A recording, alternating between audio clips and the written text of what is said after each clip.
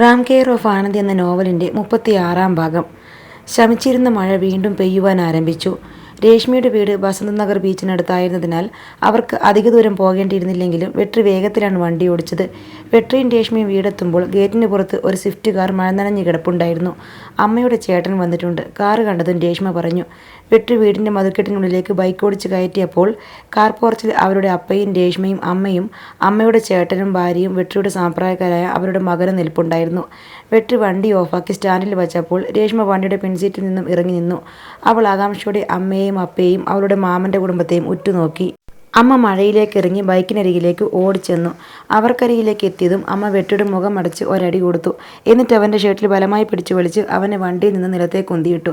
പുണ്ടാമകനെ, എൻ്റെ മനസ്സമാധാനം ഇല്ലാതാക്കാൻ വേണ്ടി നിൻ്റെ അമ്മ ആ തേവിടിശിയാണോടാ ഇതൊക്കെ നിന്നെക്കൊണ്ട് ചെയ്യിപ്പിക്കുന്നത്. ഇനി നീ എൻ്റെ മകളെ കൊണ്ടുപോയാലോ? അവർ അവരുടെ സകല ദേഷ്യവും തീർത്തുകൊണ്ട് വീണ്ടും വീണ്ടും അവൻ്റെ ശരീരത്തിൽ അങ്ങിങ്ങടിച്ചു. വെട്രി അവരുടെ അടികളൊന്നും തടഞ്ഞതുപോലുമില്ല. അതിൽ നിന്ന് ആരും അമ്മയെ തടഞ്ഞില്ല. പകരം ആ കാഴ്ചകൾ നോക്കിയിരുന്നു.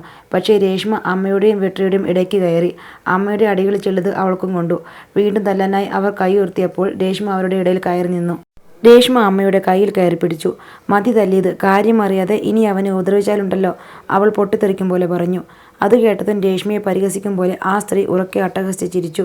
അപ്പപ്പ, ഒരു തങ്കച്ചി വന്നിരിക്കുന്നു. നിന്റെ തന്ത തന്നെയാണ് ഇവൻ്റെ തന്ത എന്നാണോടി നിന്റെ വിചാരം? ഇവൻ്റെ അമ്മ ഒരു തേവിടിശിയായിരുന്നു. ഇവനൊക്കെ ഏത് പട്ടിക്കുണ്ടായതാണെന്ന് അവൾക്ക് പോലും അറിയില്ല. രേഷ്മയുടെ അമ്മ ഒരു ഭ്രാന്തിയെപ്പോലെ ഉറക്കെ വിളിച്ചു പറഞ്ഞു. അവർ അത്രയുമൊക്കെ പറഞ്ഞിട്ടും പിതൃത്വം ചോദ്യം ചെയ്തിട്ടും മിണ്ടാതെ അകന്നുമാറി എല്ലാം നോക്കി നിൽക്കുന്ന തൻ്റെ അപ്പയെ വെട്രി ഒരു നിമിഷം നോക്കി. മര്യാദയ്ക്ക് ജീവിച്ചിരുന്ന ഒരു കുടുംബത്തിലേക്ക് വലിഞ്ഞു കയറി ചെന്നിട്ട് സമ്പന്നനായ അവരുടെ ഭർത്താവിനെ തട്ടിയെടുത്ത നിങ്ങളെപ്പോൾ എന്ത് പേര് വിളിക്കണം? കഥകളൊക്കെ എനിക്കും അറിയാം അമ്മ. എന്നെക്കൊണ്ട് അതൊക്കെ വിളിച്ച് പറയിപ്പിക്കരുത്. നാളുകളായി ഒരവസരം കാത്തു നിന്നതുപോലെ രേഷ്മ അവളുടെ അമ്മയുടെ മുഖത്ത് നോക്കി പച്ചയ്ക്ക് വിളിച്ചു പറഞ്ഞു. അണ്ണ, ഈ മൂദേവി എന്നെപ്പറ്റി പറഞ്ഞത് കേട്ടാ? ആ തേവിടിശി പറഞ്ഞ് പഠിപ്പിച്ചു കൊടുത്ത ഇതൊക്കെ? ആ സ്ത്രീ കള്ളക്കണ്ണീർ പൊഴിക്കുമ്പോൾ തൻ്റെ സഹോദരനെ നോക്കി വിളിച്ചു പറഞ്ഞു. അത്രയും നേരം മിണ്ടാതെ എല്ലാം നോക്കി നിന്നിരുന്ന അവരുടെ ചേട്ടൻ പല്ലുകൾ കടിച്ചുകൊണ്ട് പുറത്തേക്ക് ഇറങ്ങിച്ചെന്നു. ആ നടത്തത്തിനിടയിൽ അയാൾ മുണ്ടിൽ ചുറ്റിയിരുന്ന ബെൽറ്റ് അഴിച്ചെടുത്തു. എന്താടി നായേ നീ അവരോട് പറഞ്ഞത്? അതും ചോദിച്ചുകൊണ്ട് അയാൾ രേഷ്മയുടെ നേർക്ക് പാഞ്ഞു ചെന്നു. അത് കണ്ട് വെട്രി നിലത്തു നിന്നും ചാടി എഴുന്നേറ്റ് അയാളുടെ മുന്നിലേക്ക് കയറി നിന്നു. നിങ്ങൾ ആ സ്ത്രീയുടെ ആങ്ങളെയൊക്കെ ആയിരിക്കും, പക്ഷേ ഇതെൻ്റെ പെങ്ങളാണ്. ഇവരുടെ ദേഹത്താരെങ്കിലും കൈവച്ചാൽ ആരാണെന്ന് പോലും ഞാൻ നോക്കില്ല. ആ കൈ ഞാൻ തല്ലിയൊടിക്കും. വെട്രി പറഞ്ഞത് കേട്ട് അയാൾ ഞെട്ടിപ്പോയി. രേഷ്മേ, ഇവർക്കൊക്കെ ഭ്രാന്ത് മൂത്ത് നിൽക്കുക. തൽക്കാലം നീ ഇവിടെ നിൽക്കണ്ട. ഈ രാജ്യത്ത് കാമുകൻ്റെ കൂടെ മാത്രമല്ല ആങ്ങളയുടെ കൂടെ ഇറങ്ങിപ്പോകുവാനും നിയമമുണ്ട്. നീ വാ. അവൻ രേഷ്മയുടെ കയ്യിൽ മുറുകെ പിടിച്ചുകൊണ്ട് ബുള്ളറ്റിലേക്ക് തിരിഞ്ഞു. രേഷ്മേ, അപൂർവമായി മാത്രം ഉയരുന്ന അപ്പയുടെ ഒച്ച കേട്ട് രേഷ്മ തിരിഞ്ഞു നോക്കി. ഇതുപോലെ വല്ലപ്പോഴും സ്വന്തം ശബ്ദമൊന്ന് വെളിയിൽ കേൾപ്പിക്കപ്പ, അല്ലെങ്കിൽ അപ്പ ഒരു ഊമയാണെന്ന് ഞങ്ങളൊക്കെ തെറ്റിദ്ധരിക്കും. വെട്രി ബുള്ളറ്റ് സ്റ്റാർട്ട് ചെയ്ത് രേഷ്മയുടെ അമ്മയെ നോക്കി ഒന്ന് റേസ് ചെയ്തു. അത്രയും പേർ നോക്കി നിൽക്കെ മഴയിൽ അവളുമായി അവൻ റോഡിലേക്ക് ഇറങ്ങി. മഴ പെയ്തപ്പോൾ റാമും ആനന്ദിയും കൂടി കടൽ തീരത്ത് നിന്നും അടഞ്ഞുകിടന്ന ഒരു കടയുടെ മുന്നിലേക്ക് കയറി നിന്നു. സമയം അപ്പോൾ രാത്രി 10 മണിയോടടുത്തിരുന്നു. കടയുടെ തിണ്ണയിൽ ഷർട്ടിൻ്റെ തുമ്പ് പിഴിഞ്ഞുകൊണ്ട് റാം ആനന്ദിയെ ഒന്ന് നോക്കി. ആനന്ദി അപ്പോൾ പാർട്ടിക്ക് കൂട്ടിരുന്ന സ്ത്രീയുടെ ഫോണിലേക്ക് വിളിക്കുകയായിരുന്നു. പാർട്ടിയോട് വെട്രിയും രേഷ്മയും തിരികെ എത്തി വിവരം അറിയിച്ച ശേഷം മറ്റെന്തോ കൂടി അവൾ രഹസ്യം പറയും പോലെ അവരോട് പറഞ്ഞു. ശേഷം കോൾ കട്ടാക്കിയിട്ട് ഫോൺ സൈഡ് ബാഗിലേക്ക് ഇടാൻ തുടങ്ങുമ്പോഴാണ് SI ഫാറൂഖിൻ്റെ കോൾ വീണ്ടും വരുന്നത്. പരിചയമില്ലാത്ത നമ്പരാണെന്ന് കണ്ടപ്പോൾ അവൾ ഫോൺ സൈലൻ്റാക്കി ബാഗിലേക്ക് ഇട്ടു. ആരാ, വെട്രിയോ രേഷ്മയോ? റാം ചോദിച്ചു. അല്ല, വേറെ ആരോ ആണ്. അവൾ അവൻ്റെ മുഖത്ത് നോക്കാതെ മറുപടി പറഞ്ഞു.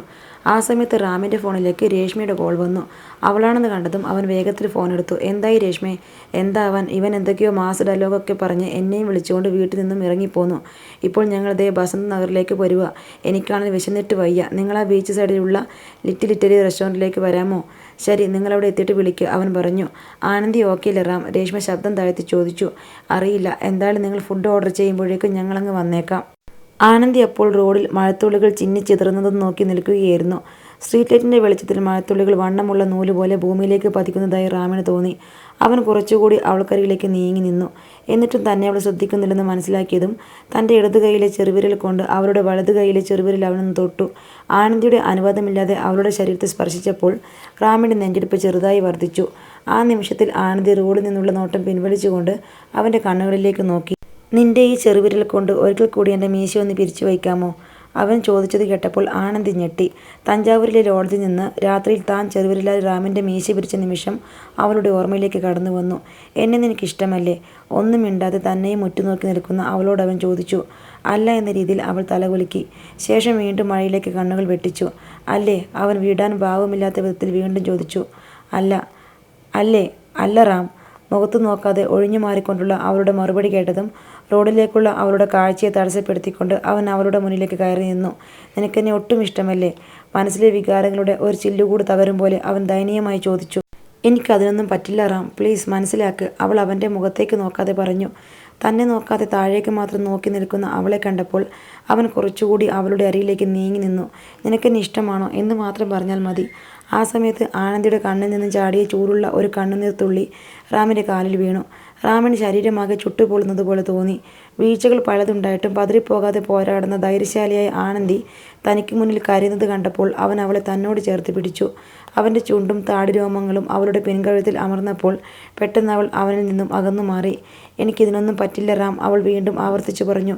എന്തുകൊണ്ട് പറ്റില്ല ആനന്ദി? എനിക്കറിയാം നിനക്കെന്നെ ഇഷ്ടമാണെന്ന്. ആദ്യം നീ ഒരു കാര്യം മനസ്സിലാക്കി. എൻ്റെ പേര് ആനന്ദി എന്നല്ല, എൻ്റെ പേര്. യഥാർത്ഥ പേര് പറയാൻ തുടങ്ങിയതും അവൻ അവളെ തടഞ്ഞു.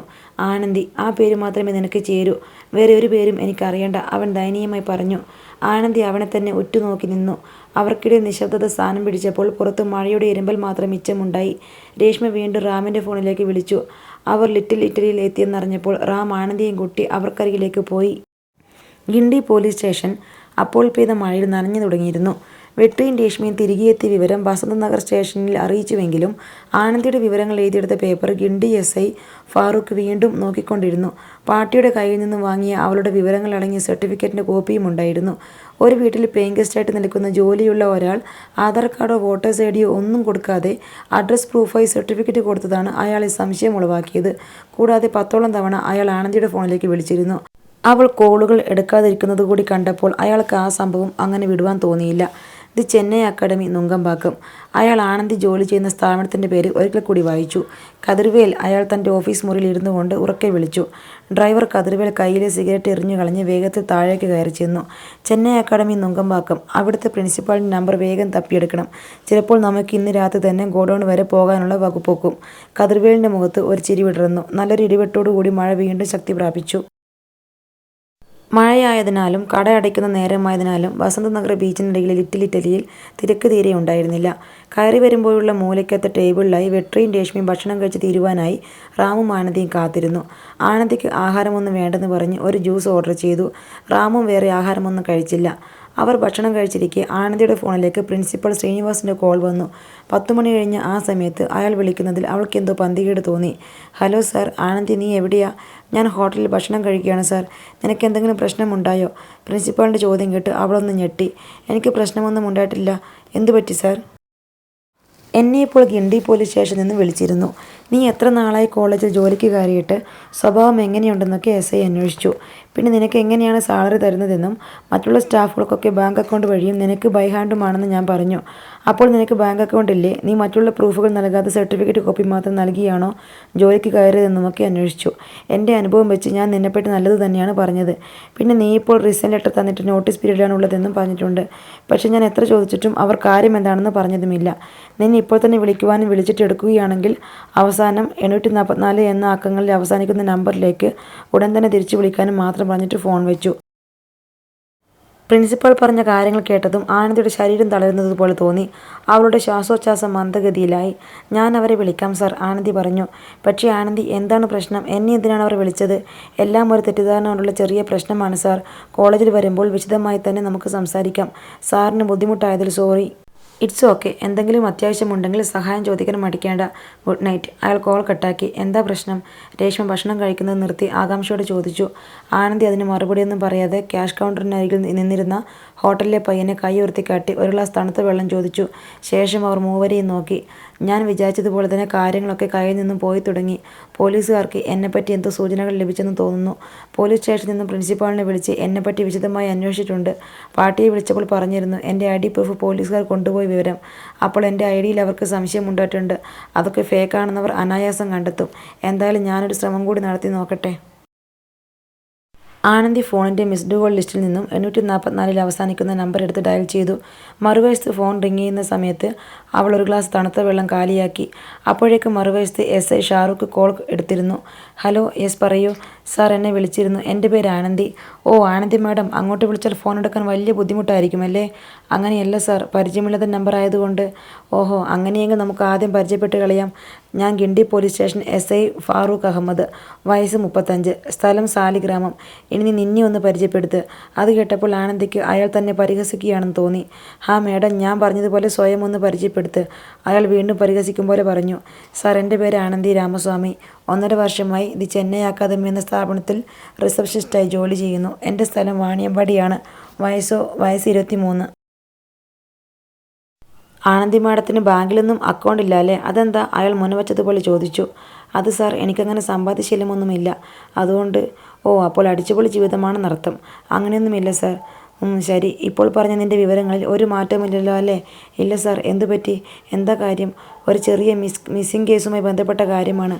അവർ തിരികെ വന്നല്ലോ സാർ. പിന്നെ എന്താ പ്രശ്നം? പ്രശ്നമൊന്നുമില്ല. ബസന്ത് നഗർ സ്റ്റേഷനിൽ നിന്ന് വിളിച്ചു പറഞ്ഞിരുന്നു അവർ തിരികെ എത്തിയെന്ന്. എങ്കിലും മാഡത്തിൻ്റെ കാര്യത്തിൽ ഞങ്ങൾക്കൊരു സംശയം തോന്നിയ സ്ഥിതിക്ക് അത് ക്ലിയർ ചെയ്യേണ്ട ഉത്തരവാദിത്തം ഞങ്ങൾക്കുണ്ടല്ലോ. ചെന്നൈയിൽ വ്യാജ ഐഡിയുമായി ജീവിക്കുന്ന 1,00,000-ഓളം ആളുകളുണ്ടെന്നാണ് ഡിപ്പാർട്ട്മെൻറ്റിൽ നിന്നുള്ള കണക്ക്. റോഡിലൂടെ പോകുന്നവരെയൊക്കെ പിടിച്ചു നിർത്തി നമുക്ക് പരിശോധന നടത്താൻ ഒക്കില്ലല്ലോ. അതുകൊണ്ട് ഇങ്ങനെ ചില കേസുകൾ വരുമ്പോൾ നമ്മളൊന്ന് വിശദമായി പരിശോധിക്കും. എന്തായാലും മാഡം ആ ലിസ്റ്റിൽ പെടുന്ന ആളല്ലെന്നറിയാം. എങ്കിലും ഒരു ക്ലാരിറ്റിക്ക് വേണ്ടി മാഡത്തിൻ്റെ Aadhaar card, voters ID card, പിന്നെ വണ്ടി ഉള്ളതല്ലേ? അപ്പോൾ ആ ഡ്രൈവിംഗ് ലൈസൻസ് കൂടി എടുത്തോ. ഇതൊക്കെയായി എത്രയും പെട്ടെന്ന് ഗിണ്ടി സ്റ്റേഷൻ വരെ ഒന്ന് വരണം. ഇപ്പോഴോ? ഈ സമയത്ത് പോലീസ് സ്റ്റേഷനിലേക്കൊന്നും വരാൻ പറ്റില്ല സാർ. ഓ, അങ്ങനെയാണോ? എങ്കിൽ ശരി, നീ താമസിക്കുന്ന സ്ഥലത്തേക്ക് ഞങ്ങൾക്ക് വരാമല്ലോ. 10 മിനിറ്റിനകം വന്നേക്കാം. അത് കേട്ടപ്പോൾ ആനന്ദി ആശയക്കുഴപ്പത്തിലായി. വേണ്ട സാർ, ഞാൻ അങ്ങോട്ടേക്ക് വന്നോളാം. അപ്പോഴെന്തോ കള്ളത്തരമുണ്ടല്ലോ ആനന്ദി മാഡം? അയാൾ വീണ്ടും പരിഹാസത്തോടെ ചോദിച്ചു. ഒരു കള്ളത്തരവുമില്ല. ഞാനിപ്പോൾ പുറത്താണുള്ളത്. തിരിച്ചെത്തിയാൽ ഉടനെ അങ്ങോട്ടേക്ക് വരാം. അതിപ്പോൾ എത്ര രാത്രിയായാലും. അവൾ അല്പം ദേഷ്യത്തോടെ പറഞ്ഞു. ഓഹോ, അങ്ങനെയാണോ? അത് വലിയൊരു കാര്യമായി പോയല്ലോ. അതുവരെ ഞങ്ങളിവിടെ നിന്നെയും കാത്തിരിക്കണമല്ലേടി? നീ ആരുടെ തുണിത്താഴെയാണെങ്കിലും 1 മണിക്കൂർ സമയം തരാം.